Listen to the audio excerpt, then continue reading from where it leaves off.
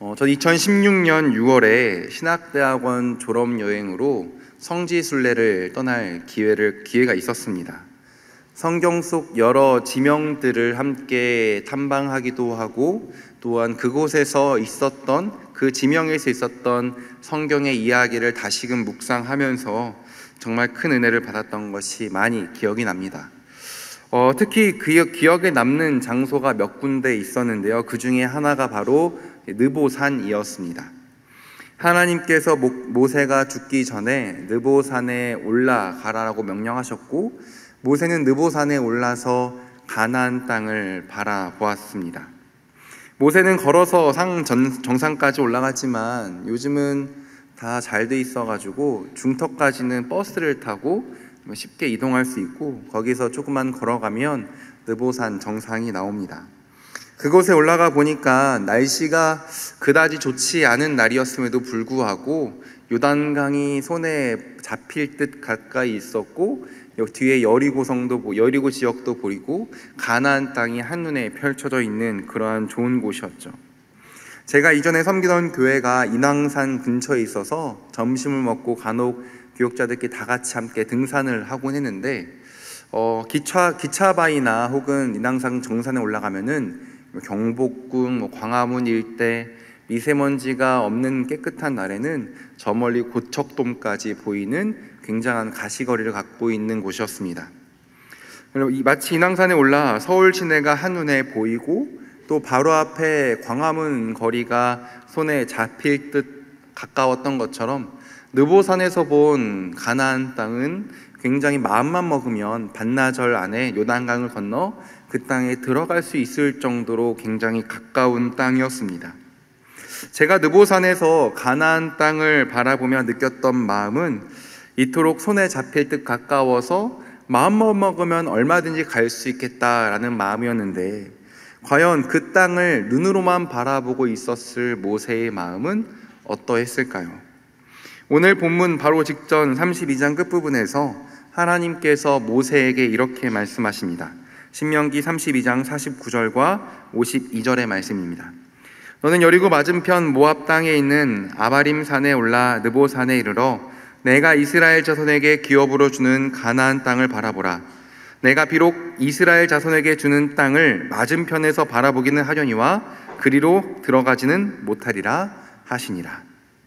신명기 32장에서 모세는 이스라엘 백성들을 향해 굉장히 무거운 이야기들을 선포했습니다. 여수는 곧 이스라엘 백성이 살찌고 비대하고 윤택하여 자기를 지으신 하나님을 버렸다, 분노의 불이 일어난다, 환난 날이 가까이 왔다라는 등 32장에서 모세는 이스라엘 백성들을 향해서 굉장히 무거운 노래들을 이야기하죠. 이런 32장의 선포가 끝난 후에 하나님께서는 모세에게 느보산에 올라가라, 하지만 너는 그 땅을 보기만 하고 들어가지는 못할 것이다 라고 말씀하고 계십니다. 모세가 느리바에서 여호와의 영광을 드러내지 않은 이유로 가나안 땅에 들어가지 못한 것이긴 하지만, 저는 느보산에 올라 이 모세의 마음을 조금 생각하면서 모세는 서운하지 않았을까라는 생각을 한번 해보았습니다.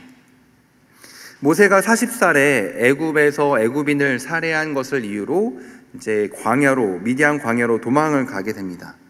그곳에서 40년 동안 이제 떠도들 시간을 보내게 되는데, 어느덧 80살의 노인이 되었습니다.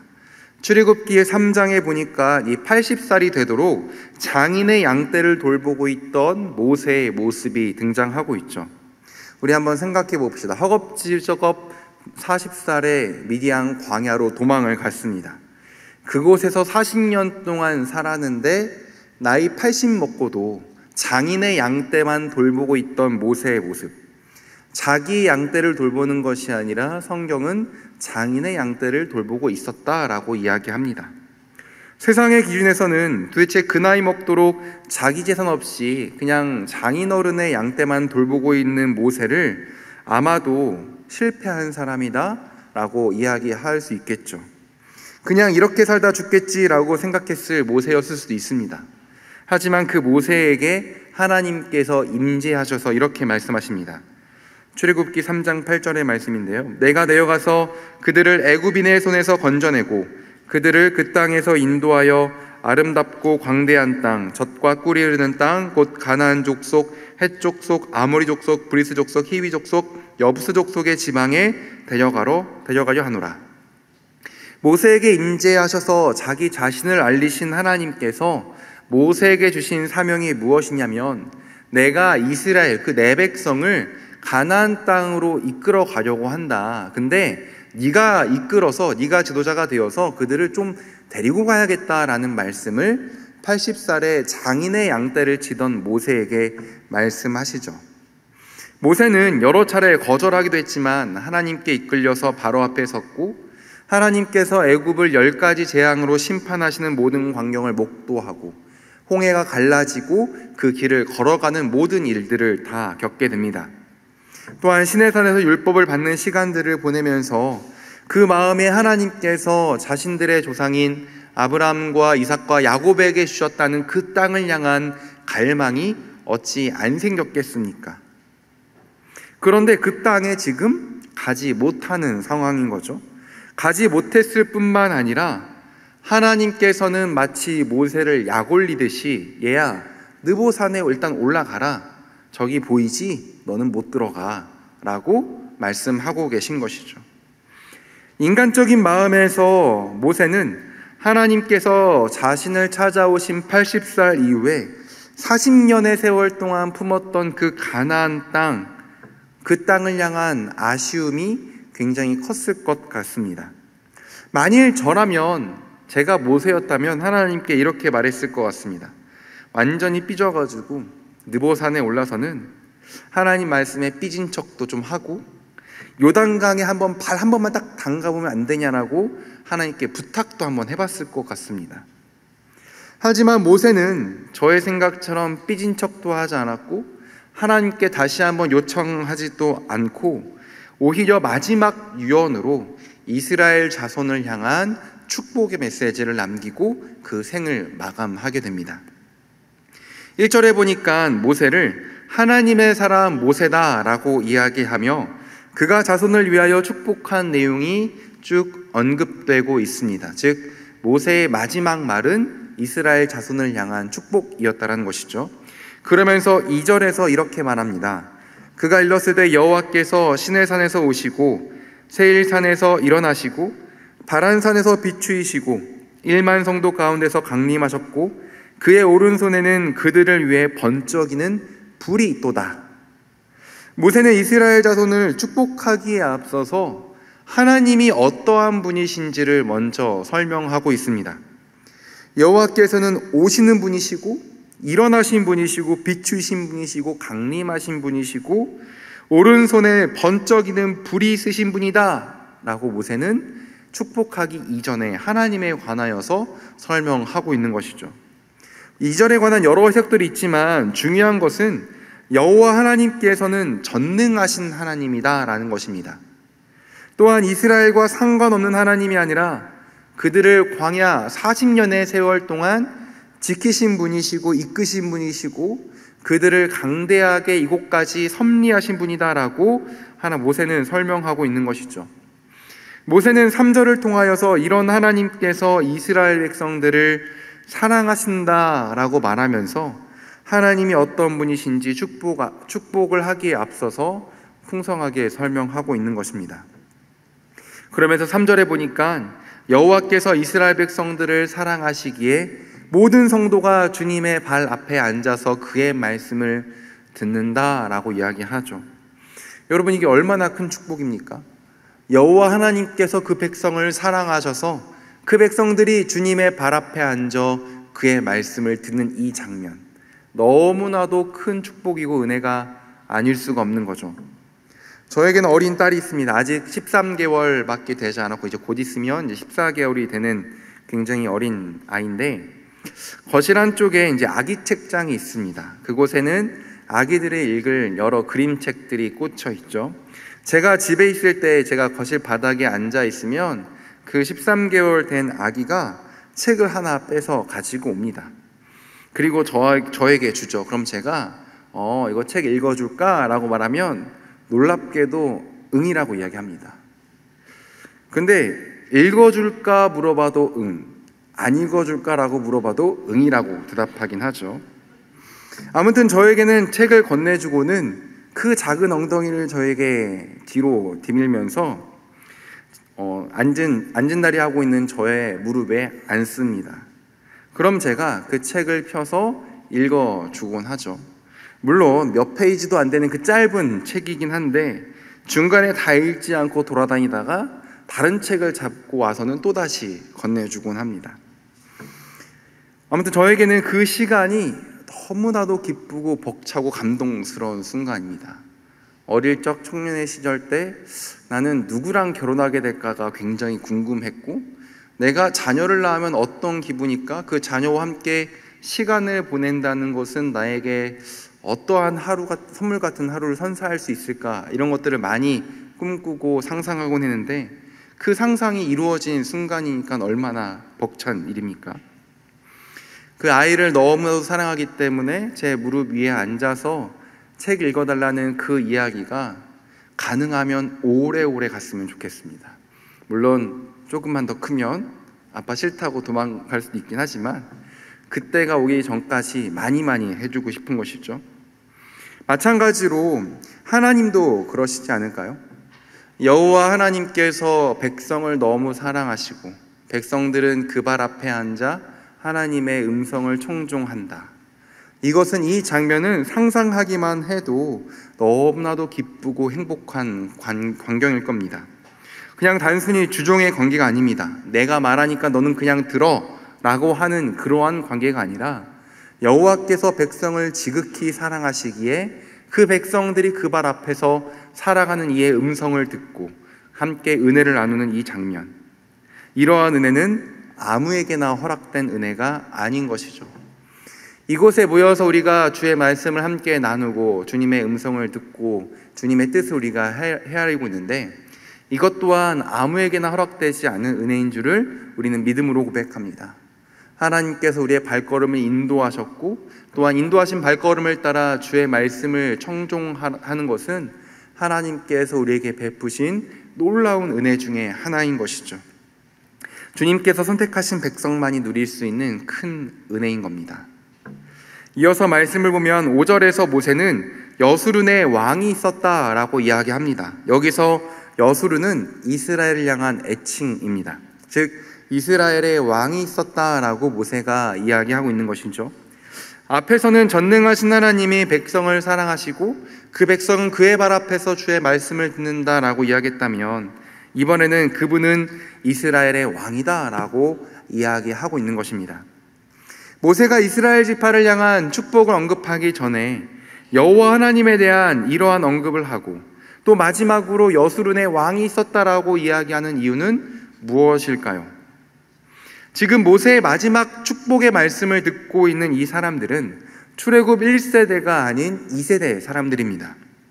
12정당권 사건을 계기로 출애굽 1세대는 갈렙, 여호수아, 모세를 제외하고는 모두 다 광야 40년의 기간 동안 죽음을 맞이했습니다.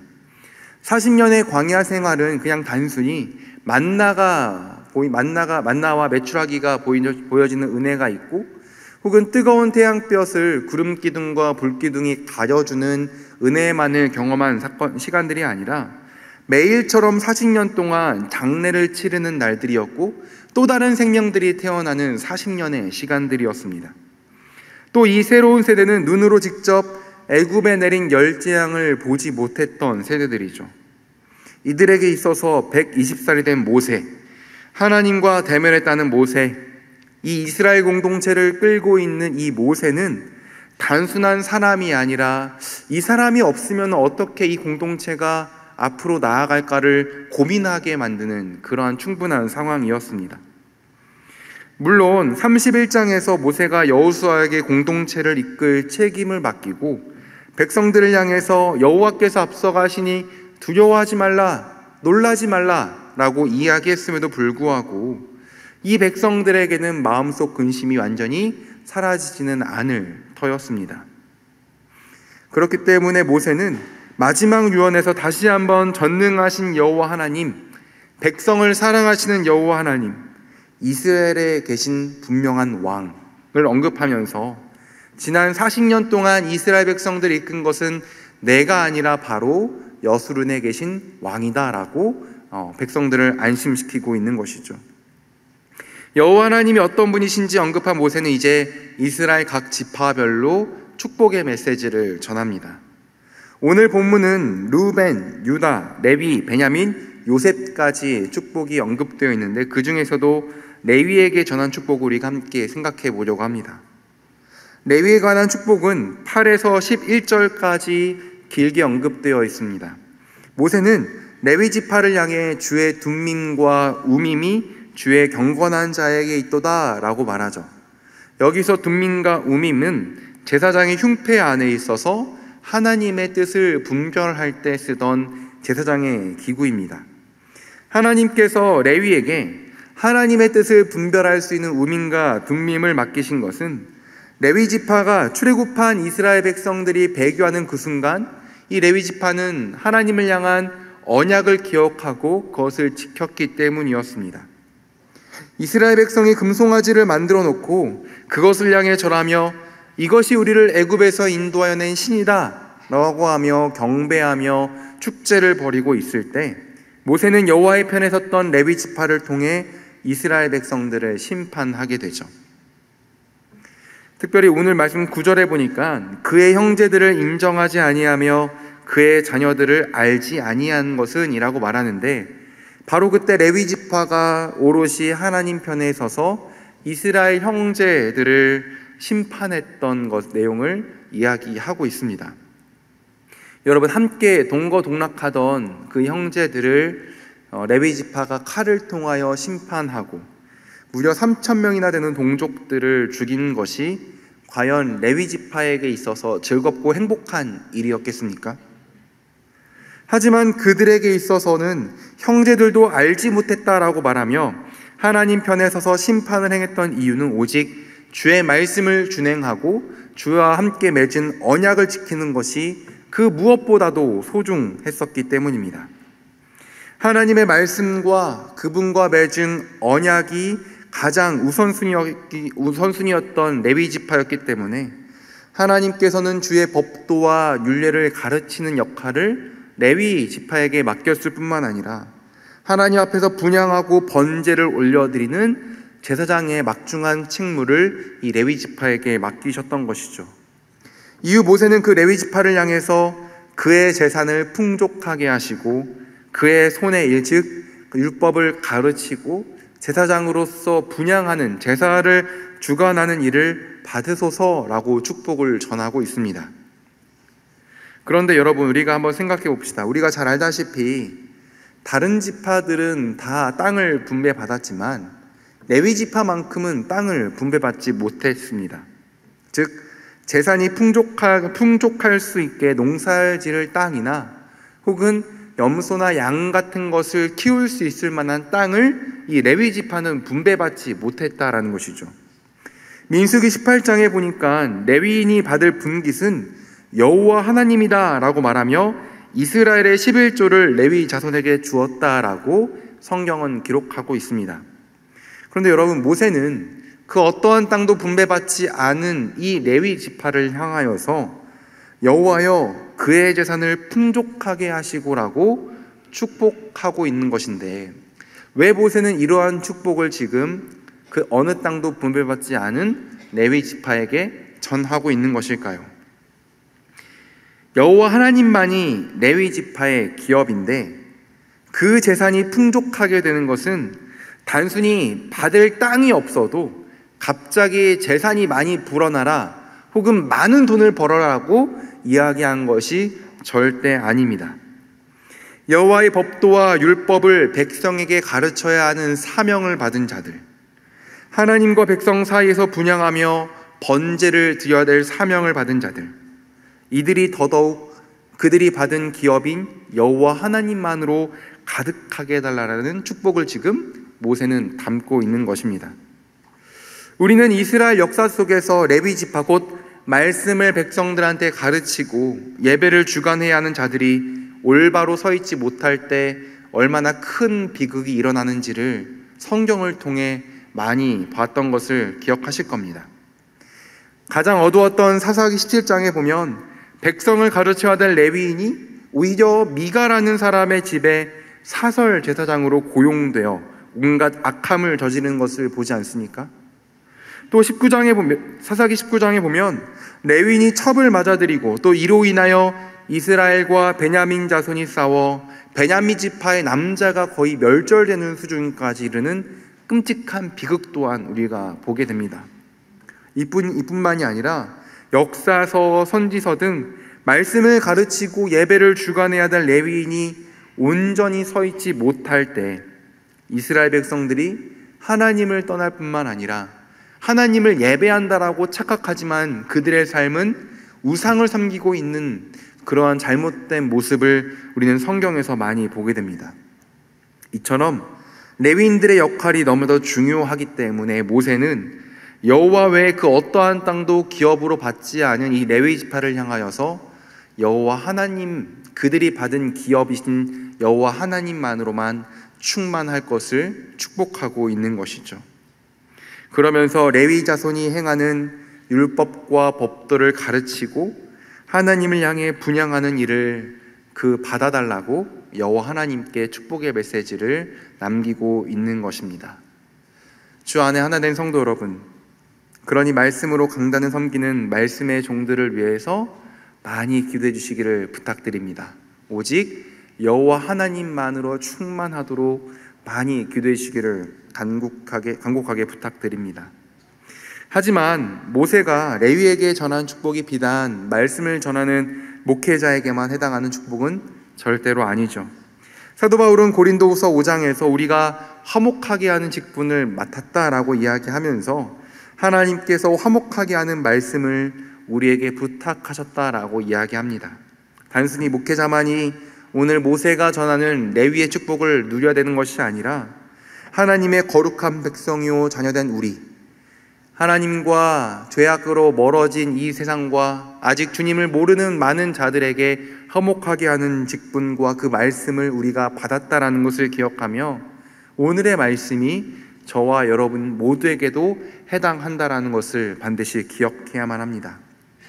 세상에서 말하는 많은 축복들이 있습니다. 하지만 주 하나 된 우리는 정말 여호와 하나님만 한 분만으로 충만해지는 축복을 마음껏 누려야만 합니다.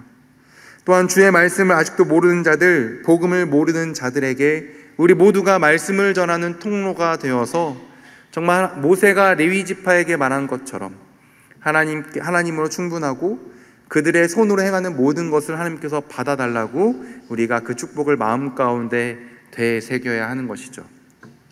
사랑하는 성도 여러분, 우리는 오늘 이 땅을 살아가면서 하나님께 말씀을 부탁받은 자들입니다.